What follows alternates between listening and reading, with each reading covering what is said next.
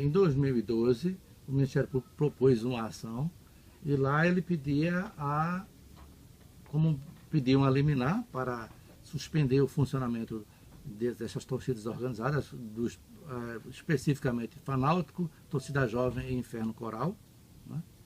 E como pedido final, a extinção dessas torcidas organizadas. Em 2012, na época, eu entendi que não tinha provas suficientes para aquilo que estava sendo pedido, né? A responsabilização àquelas torcidas organizadas.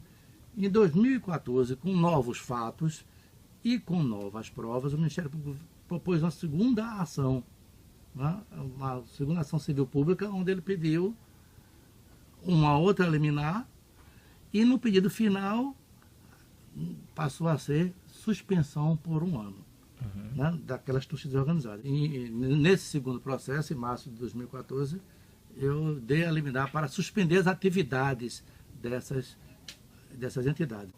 Isso põe em xeque a ideia de que só extinguir as torcidas vai resolver o problema da violência, né?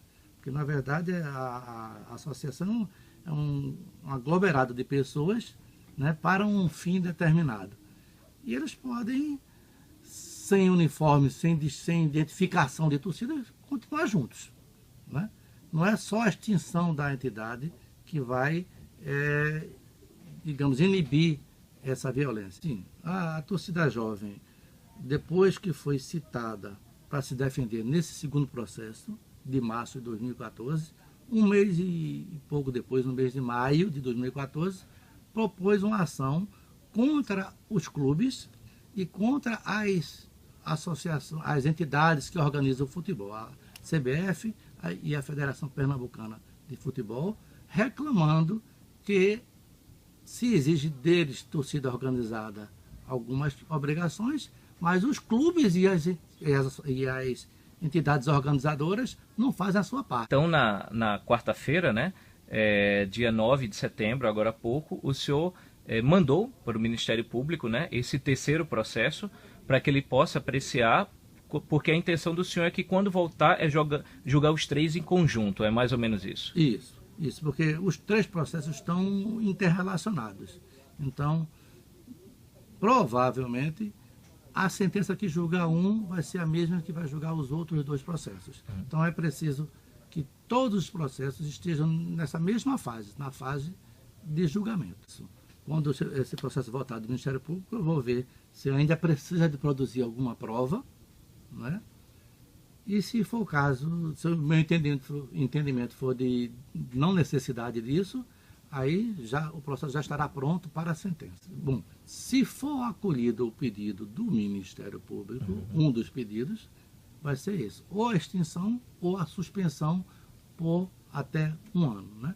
Se o segundo pedido for acolhido, a suspensão, o prazo desde a liminar já decorreu.